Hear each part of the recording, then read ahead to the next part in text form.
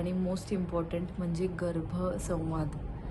तर गर्भसंवाद म्हणजे गर्भामध्ये असलेल्या जीवासोबत तुमचं कम्युनिकेशन.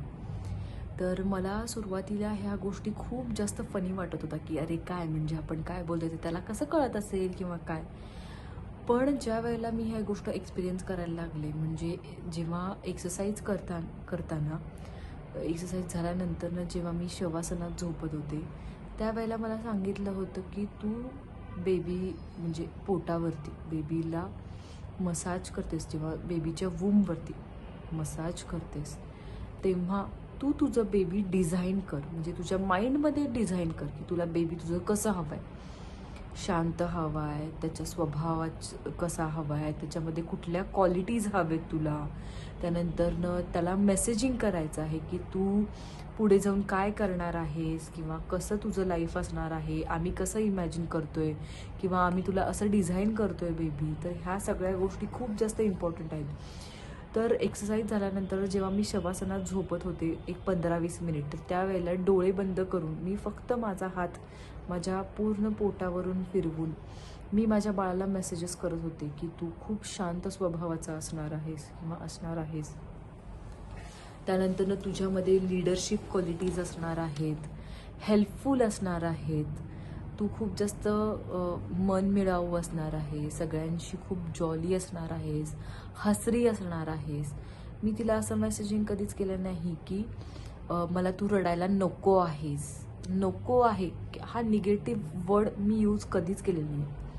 तू मनमिळावू असणार आहेस, तू हसरी असणार आहेस, तू चंद्रासारखी शांत असणार आहेस, तू दिव्याच्या ज्योतासारखी अशी तेजस्वी असणार आहेस.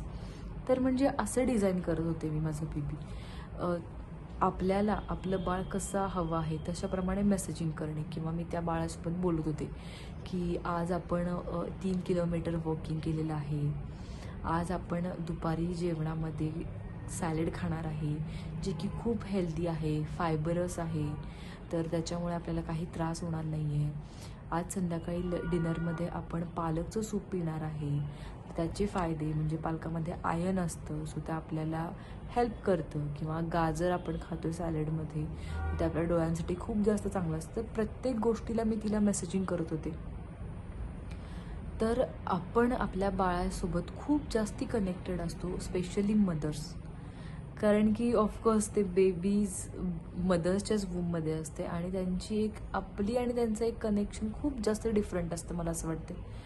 आणि मी तिला म्हणजे माझ्या बेबीला of course I have a girl, तर मी तिला सांगत होते की आज आजीनी आपल्यासाठी शिरा बनवला होता, आज पप्पांनी आपल्यासाठी आईस्क्रीम आणलं होतं. आणि असं तर मी प्रत्येक गोष्ट म्हणजे every day I used to tell her everything, म्हणजे प्रत्येक गोष्टीचं मी तिला मेसेजिंग करत होते. आणि आपल्याला कसं हवं आहे बेबी तसं डिझाईन करत होते की तू शांत असणार आहेस, तुझा स्वभाव खूप छान आहे. तर मला वाटते की गर्भसंवाद हा पण गर्भसंस्कारामधला खूप मेन इम्पॉर्टंट फॅक्टर आहे. अजून एक गोष्ट मला सांगावीशी वाटते, माझा ओन एक्सपिरियन्स. मी बाळाला म्हणजे सिन्स फर्स्ट डे जेव्हापासून गर्भसंस्कार ह्या प्रोसेसबद्दल मला सगळं माहिती कळली होती, त्या वेळापासून पण मी मेसेजिंग करायला स्टार्ट केलं. आणि तेव्हा मी असं मेसेजिंग करत होते कारण की मला फर्स्ट डेपासून नॅचरलच डिलिव्हरी करायची होती माझी. तर मी बाळाला पण सांगत होते की हे बघ बेबी, आपण नॅचरल वेमध्ये डिलिव्हर होणार आहे, तर तू नॅचरलीच येणार आहेस, तर त्याच्यामध्ये तू मला सगळे जे काही हेल्प आहे तर ती सगळी तू करणार आहेस. तर 9व्या महिन्यामध्ये तुझं डोकं खाली असणार आहे आणि तू व्यवस्थित पूर्ण वेळ घेणार आहेस, तुझी वाढ पोटामध्ये एकदम व्यवस्थित होणार आहे, मी जे काही खाणार आहे ते तुला व्यवस्थित तू पचवून घेणार आहेस. तर हे सगळं मेसेजिंग मी करत होते. जसं मी मेसेजिंग करत होते तशा गोष्टी माझ्यासोबत घडत गेल्यात. फर्स्ट थिंग म्हणजे मी मेसेजिंग केलं होतं की नॅचरल हवं आहे आपल्याला डिलिव्हरी.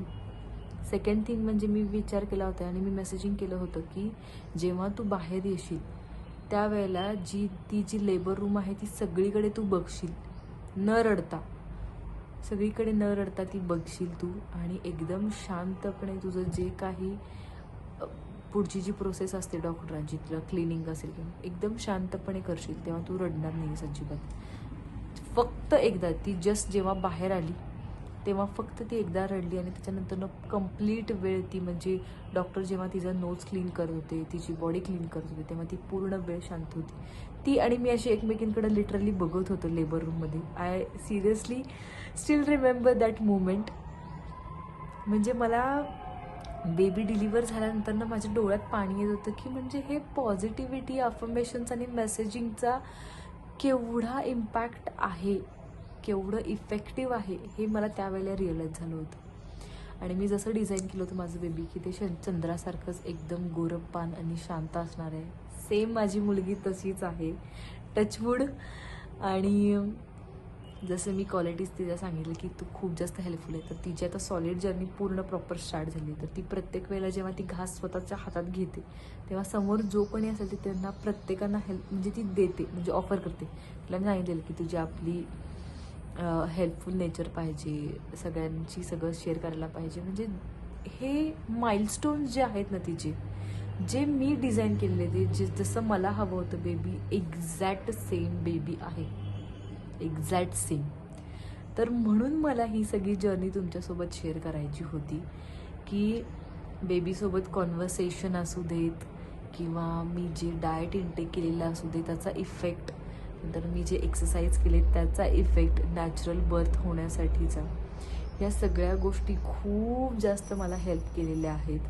आणि मला असं वाटतं की इथून पुढे ज्या कोणी प्रेग्नंट लेडीज हा व्हिडिओज बघतील तर त्यांना या सगळ्या गोष्टींचा फायदा व्हावा. निदान 1000मधल्या 10 लेडीजना जरी याचा फायदा झाला तरी मी खूप जास्त मला आनंद होईल त्या गोष्टीचा की मी माझा. तर अशी काहीशी होती माझी पूर्ण प्रेग्नन्सीची जर्नी. आणि येस ऑफकोर्स माझी नॅचरल डिलिव्हरी झाली आहे, मला मुलगी झालेली आहे, तिचं नाव मी समायरा असं ठेवलेलं आहे. आणि मी पूर्ण गर्भसंस्कारच्या या जर्नीमध्ये किंवा या प्रेग्नन्सीच्या जर्नीमध्ये ज्या काही गोष्टी इफेक्टिव्ह होत्या, ज्या काही गोष्टी मी केल्या, त्याचा खूप जास्त चांगला फायदा जो झाला आहे तो मी सगळा तुमच्यासोबत शेअर केलेला आहे. आय होप तुम्हाला हा हेल्प करेल आणि आय होप तुम्हाला हा व्हिडिओ आवडला असेल. तर इथून पुढे पण मी असेच काहीतरी इफेक्टिव्ह आणि हेल्पफुल व्हिडिओज घेऊन यायचा प्रयत्न करेन. जर तुम्हाला हा व्हिडिओ आवडला असेल तर प्लीज लाईक करा, शेअर करा आणि सबस्क्राईब करा. थँक्यू सो मच आणि stay tuned for the next blog. Thank you.